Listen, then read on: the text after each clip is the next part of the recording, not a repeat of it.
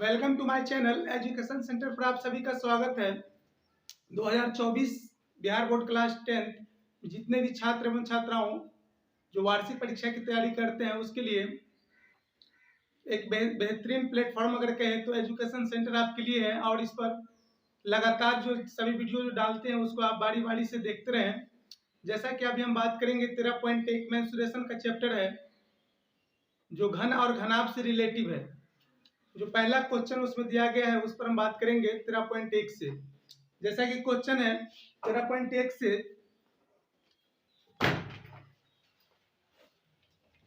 दो घनों को जोड़कर दो घनों जिन्हें प्रत्येक का आयतन जो है 64 सेंटीमीटर दिया गया है और वे संलग्न फलकों को मिलाकर एक ठोस बनाया जाता है।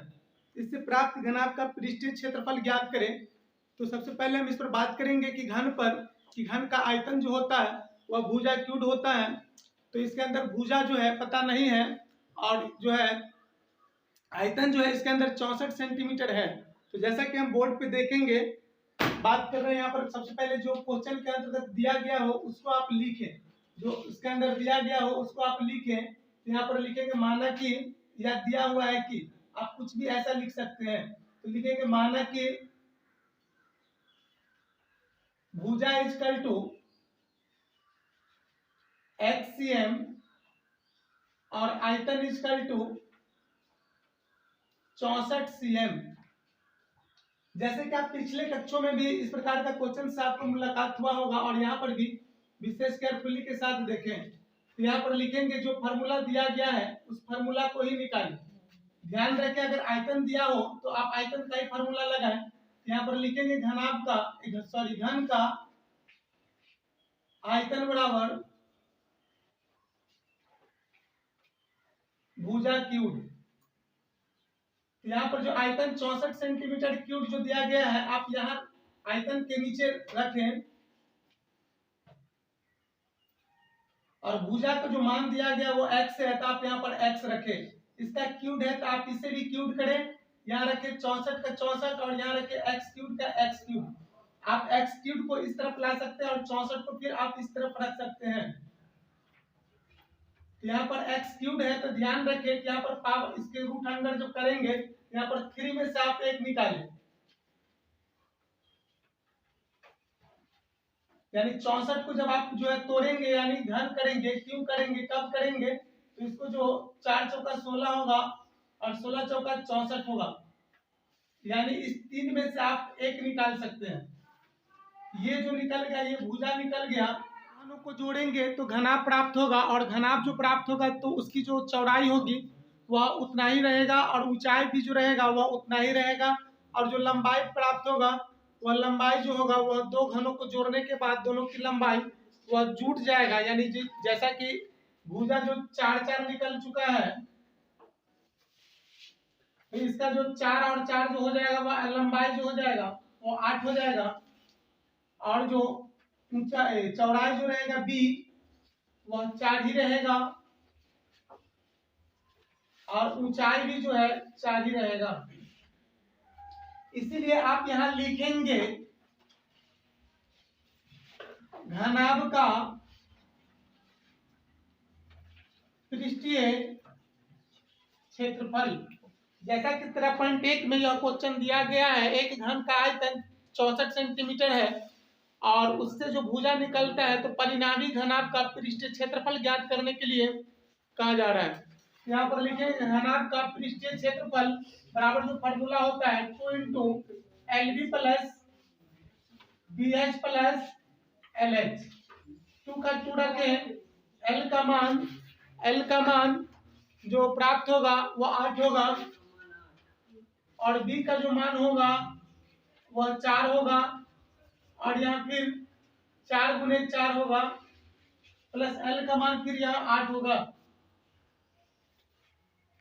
यहाँ पर 2 का 2 रखेंगे, 8 चौका 32 होगा प्लस 4 चौका 16 होगा फिर 8 चौका 32 होगा।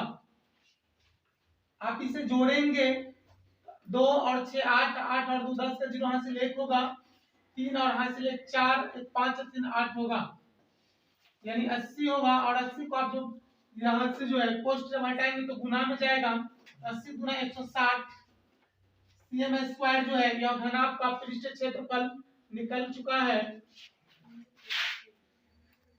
क्वेश्चन नंबर 2 पर हम बात करते हैं। जैसा कि क्वेश्चन आपको दिखता होगा, क्वेश्चन नंबर 2, और क्वेश्चन नंबर 2 में जैसा कि दिया गया है, कोई बर्तन एक खोखले अर्धगोले के आकार का है, यानी किसी प्रकार का अगर बर्तन हो, आप ये देखें कि वह अर्धगोला का आकार का है या गोला का आकार का है या बेलन का आकार का है या शंकु का आकार का है, जिसका भी आकार का कहें, ध्यान रखें कि उसकी आकृति को आप दर्शाएं। तो यहाँ कहा जा रहा है कि एक बर्तन एक खोखले अर्धगोले के आकार का है। अर्धगोला का मतलब हुआ आधा, यानी गोला का जो आधा होता है वह अर्धगोला होता है। तो ध्यान रखें कि यह अर्धगोला हो गया। उतना अच्छा तो ड्राइंग मुझे नहीं आता, फिर भी प्रयास करते हैं। चलिए इसके आगे नेक्स्ट, अकॉर्डिंग टू क्वेश्चन हम पढ़ रहे हैं फिर से।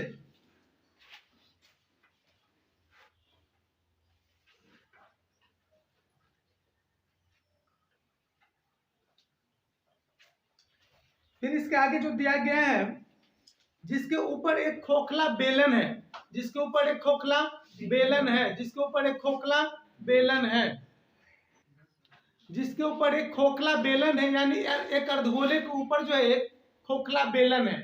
आप इसके ऊपर एक बेलन बनाए,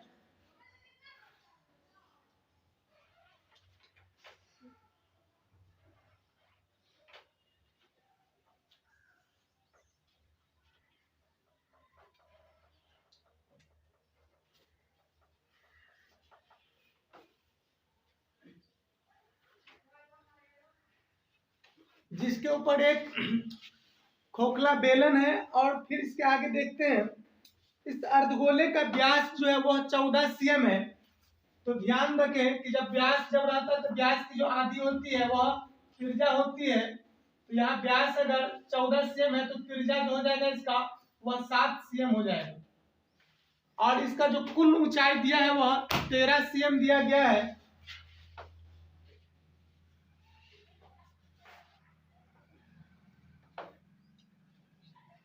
यहां से यहां तक की यानी जो ऊंचाई दिया गया है वह 13 सीएम दिया गया है। तो यहां पर लिखेंगे, माना कि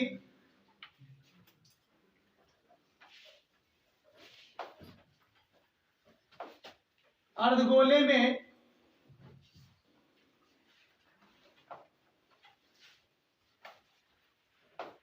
व्यास इक्वल टू, व्यास को यानी डी कहते हैं, ये 14 सीएम। तो इसका त्रिज्या जो हो जाएगा यानी आर वह इसका आधा हो जाएगा। या तो आप d/2 भी कर सकते हैं, 14/2 यानी 7, या डायरेक्टली आप 7 लिख सकते हैं। और इसकी कुल ऊंचाई जो दिया गया है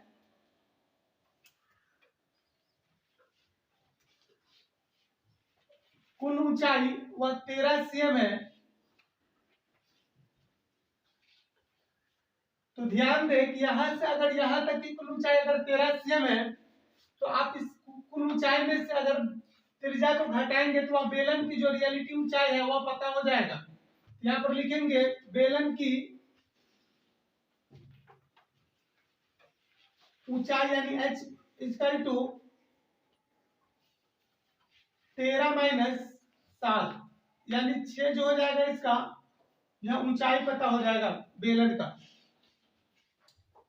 तो यहाँ पर जो क्वेश्चन के अंदर जो बोला जा रहा है कि बर्तन का आंतरिक पृष्ठीय क्षेत्रफल ज्ञात करें। यहाँ पर लिखेंगे बर्तन जो बना हुआ है, ध्यान रखिए इस बर्तन का जो आंतरिक पृष्ठीय क्षेत्रफल ज्ञात करने के लिए कहा जा रहा है। और इस बर्तन जो बना हुआ है वह एक अर्धगोले पर एक खोखला बेलन से, यानी दो चीज से मिल करके यह एक जो है बर्तन बना हुआ है। तो यहाँ पर लिखेंगे बर्तन का आंतरिक पृष्ठीय क्षेत्रफल,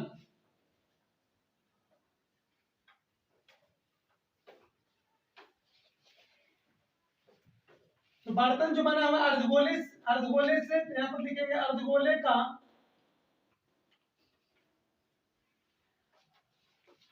वक्र पृष्ठीय क्षेत्रफल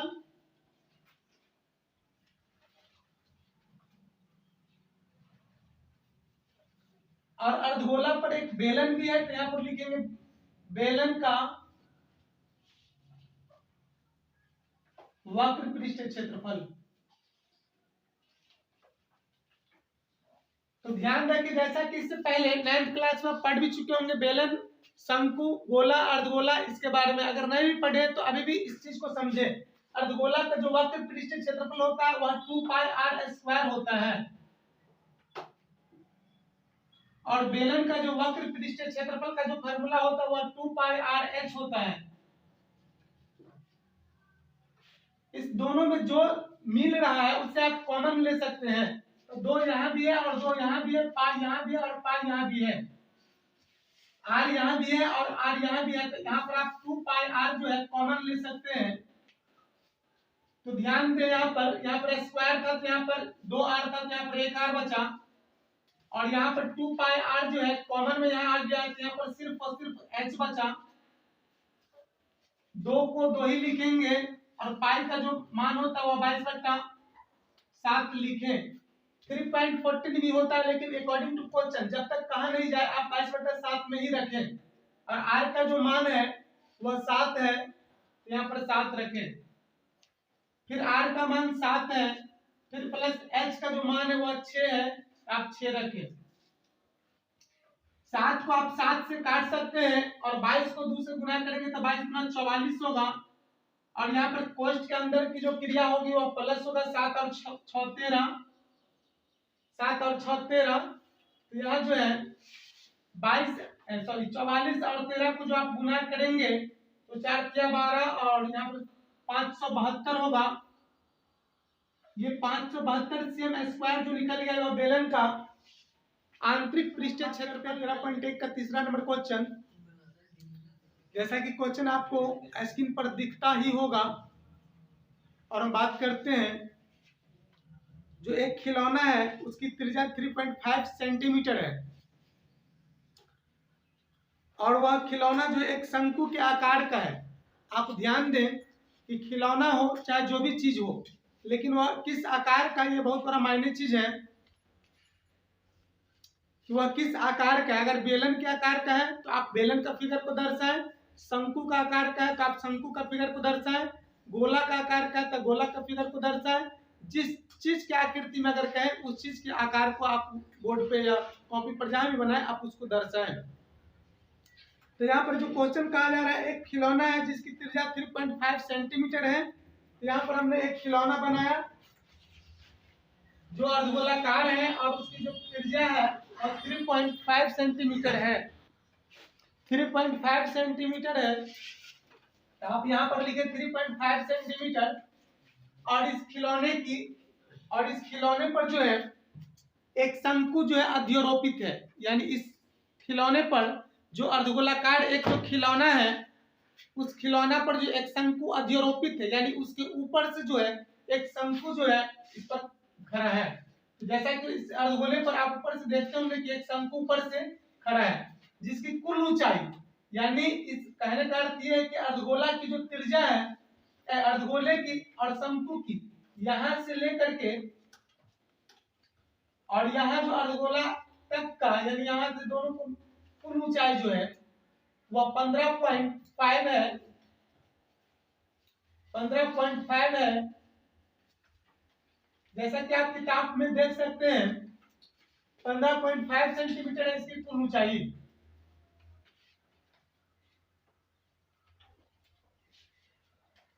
तो आप इसे लिख सकते हैं कि कुल ऊंचाई बराबर 15.5, और जो क्वेश्चन के अकॉर्डिंग जो भी दिया गया आप उसे आप लिख सकते हैं, माना कि या दिया हुआ है कि जो भी है उसके अकॉर्डिंग आप लिख सकते हैं। यहाँ पर लिखेंगे माना कि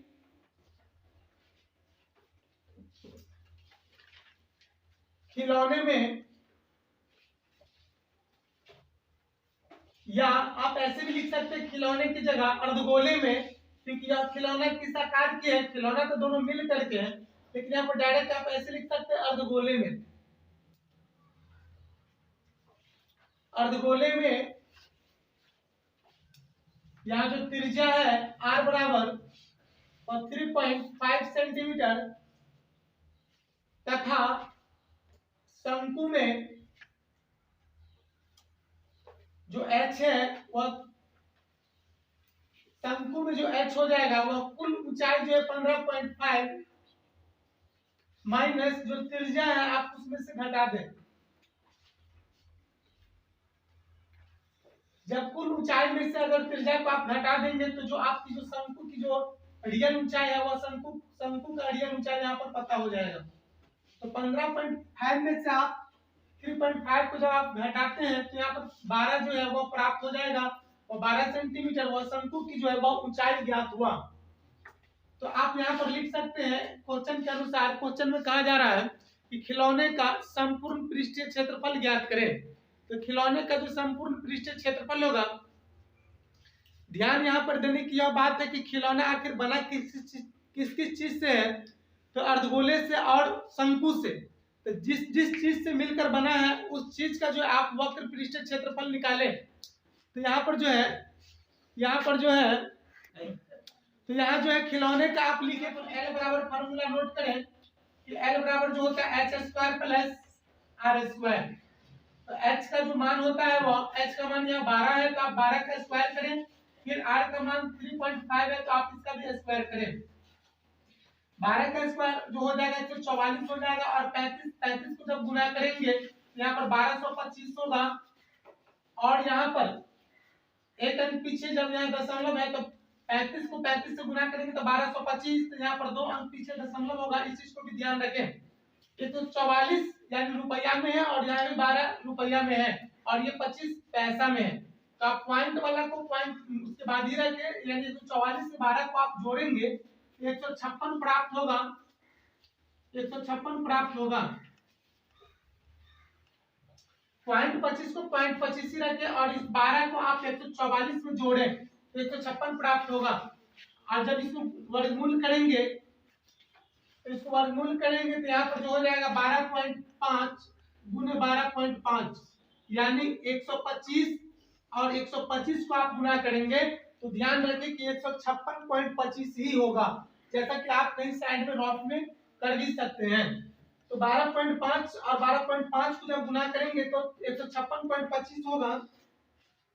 और वर्गमूल का जो नियम है, रूट में से निकालने का जो नियम है, जब रूट के अंदर जब सेम संख्या का एक जोड़ा रहे तो आप उसमें से एक निकाल सकते हैं, यानी 12.5 जो हो जाएगा तो 12.5 जो हो जाएगा जो L प्राप्त हो गया, ये L प्राप्त हो गया। यही L को हम तिर्यक ऊंचाई भी कहते हैं, तिर्यक ऊंचाई भी कहते हैं। तिर्यक ऊंचाई का मतलब होता है शंकु का यहाँ से लेकर के यहाँ तक का जो इसे तिर्यक ऊंचाई कहा जाता है। तो आप यहाँ पर 12.5 जो है यहाँ L निकाल चुके, अब यहाँ पर जो है लिखेंगे इसका आगे नेक्स्ट खिलौने का संपूर्ण पृष्ठीय क्षेत्रफल बराबर लिखेंगे खिलौने का संपूर्ण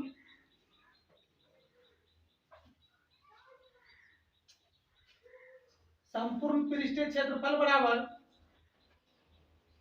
अर्धगोले का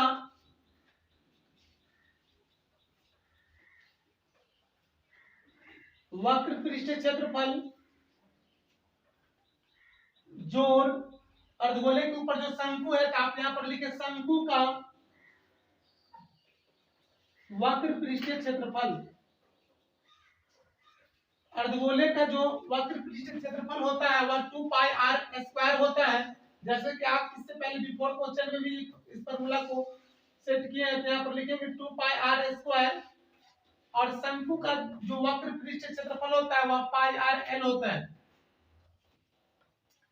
ध्यान दें कि यहाँ पर जो संख्या जो मतलब कि मिलेगा उसको आप कॉमन ले सकते हैं। 2 जो इसके अंदर नहीं मिल रहा है, पाई मिल रहा है और r मिल रहा है, पाई और r को आप कॉमन लेंगे तो यहाँ पर जो बच जाएगा 2 का 2 बचेगा और यहाँ स्क्वायर था तो यहाँ पर एक r भी बच जाएगा, प्लस यहाँ पर जो है सिर्फ और सिर्फ l बचेगा। तो इसका आगे नेक्स्ट जो हम आगे बढ़ाते हैं, पाई का मान जो होगा वो 22/7 होगा और r का जो मान होगा वह 3.5 होगा, यहाँ से यानी 3.5 होगा। यहाँ पर लिखेंगे 2 का 2 गुने r का मान 3.5, यहाँ पर लिखेंगे 3.5 प्लस l का जो मान अभी प्राप्त हुआ है वह 12.5, तो आप यहाँ पर 12.5 रखें। यहाँ पर आप इसे काट भी सकते हैं, इस पॉइंट को उड़ाएंगे तो यहाँ पर 0 होगा और 7 पंचे 35 होगा, यानी 22 को 5 से आप गुना करेंगे तो 110 होगा। अब बट्टा में यहाँ पर 10 है तो 10 रखें, 35 को 2 से गुना करेंगे तो पोस्ट में 70 होगा और यहाँ पर पॉइंट है तो पॉइंट 0 रखें और प्लस 12.5 का 12.5 होगा।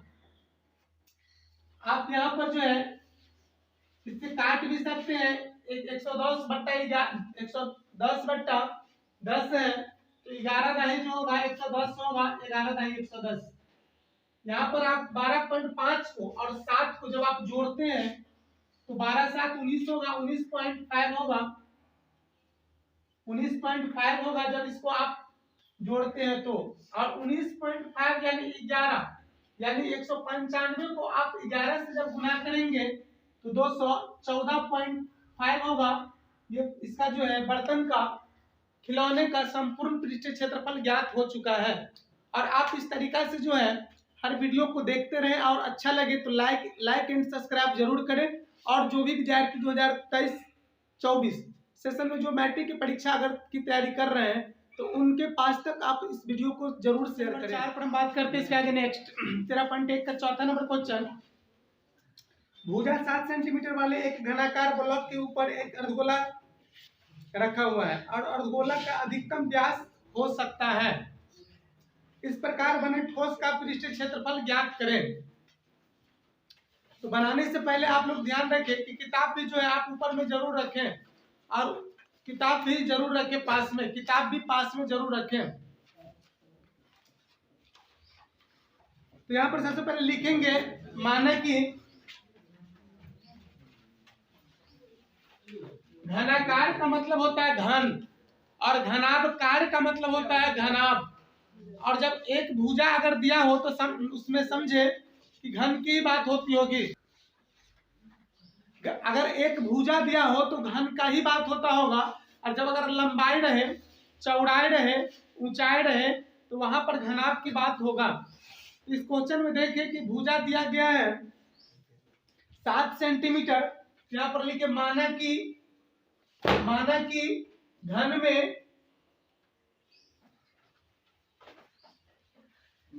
भुजा इक्वल टू वह 7 सेंटीमीटर होगा। और कभी भी जो त्रिज्या जो होता है वह भुजा का आधा होता है। इस चीज को ध्यान रखें कि कभी भी त्रिज्या जो होता है आर, रेडियस, वह भुजा की आधी होती है, यानी 7/2 करेंगे तो आधी हो जाएगी, यानी यह त्रिज्या निकल चुका है 7/2 सेंटीमीटर। तो घन में ये घन जो है इसमें यह भुजा का काम होगा और यह जो अर्धगोलाकार है उसमें वह त्रिज्या का काम होगा, इसीलिए वहां पर जो है भुजा को त्रिज्या में भी बदलना जरूरी है। तो आप यहाँ पर लिखें क्वेश्चन में जैसा कि दिया गया है पृष्ठीय क्षेत्रफल ज्ञात करें, तो इस प्रकार के बने ठोस का पृष्ठीय क्षेत्रफल ज्ञात करें। तो यहाँ पर लिखेंगे ठोस का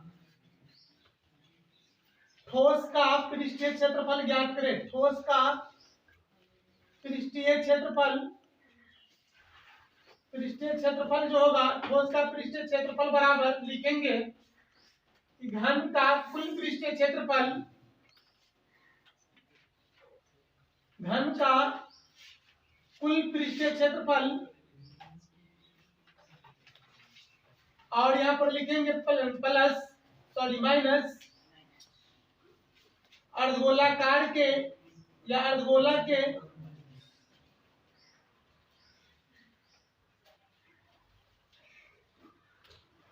आधार का क्षेत्रफल।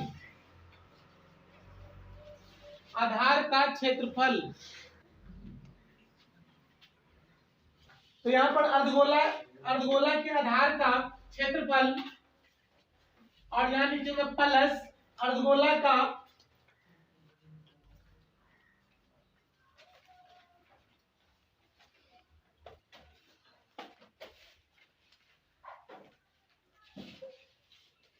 वक्र पृष्ठीय क्षेत्रफल।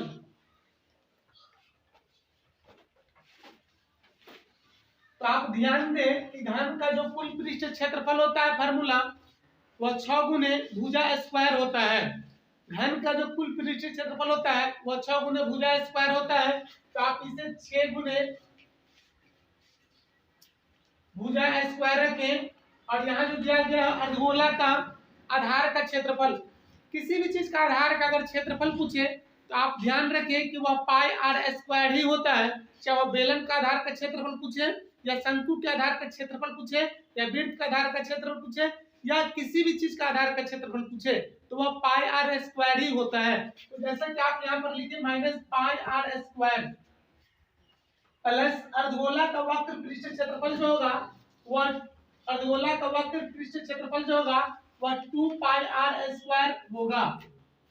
आप यहाँ ध्यान दें क्या 6 गुने भुजा स्क्वायर, तो 6 का 6 गुने भुजा का जो मान दिया गया है वह 7 cm है। तो आप यहाँ पर 7 cm का स्क्वायर करें। यहाँ पर 2 पाई आर स्क्वायर है और यहाँ पर माइनस में 1 पाई आर स्क्वायर है। जब आप इसे घटा देंगे 2 पाई आर स्क्वायर में से 1 पाई आर स्क्वायर को, यहाँ पर प्लस 1 पाई आर स्क्वायर बचेगा। या तो आप इसे फॉर्मूला पर बैठा करके भी निकाल सकते हैं या तो आप इसे शॉर्ट करने के लिए, छोटा करने के लिए, आसान करने के लिए आप 2 पाई आर स्क्वायर में से 1 पाई आर स्क्वायर को घटाएंगे तो आप 1 पाई आर स्क्वायर यहाँ प्राप्त होगा। जैसा कि हम यहाँ पर घटा चुके हैं और प्लस वाला ज्यादा है इसलिए यहाँ पर प्लस रखें। अब यहाँ पर मान को बैठाएं, 6 गुने 7 से 49 होगा प्लस पाई का मान जो 22/7 होगा और आर का जो मान है वह 7/2 है। तो इसका आप स्क्वायर करें, 7/2 इसका स्क्वायर होगा यानी 2 बार 7/2 गुने 7/2। 7 से आप 7 को काट भी सकते हैं और 2 से इसे काट सकते हैं 11। और आप 49 को 6 से गुना करेंगे, यहाँ पर 9 6 54 का 4 होगा हासिल 5, 6 चौका 24 और 5 29 294 होगा प्लस 11 7 77 होगा और बट्टा में सिर्फ और सिर्फ 2 होगा। ध्यान दें आप यहाँ पर बट्टा पर का जोड़ के माध्यम से भी कर सकते हैं या तो आप 2 से 77 को जब भाग देंगे तो यहाँ जो प्राप्त होगा 2 तिया 6 और यहाँ 1 बचा, 1 पर 7 17, 2 8 16 और 2 पंचे 10 यानी 38.5।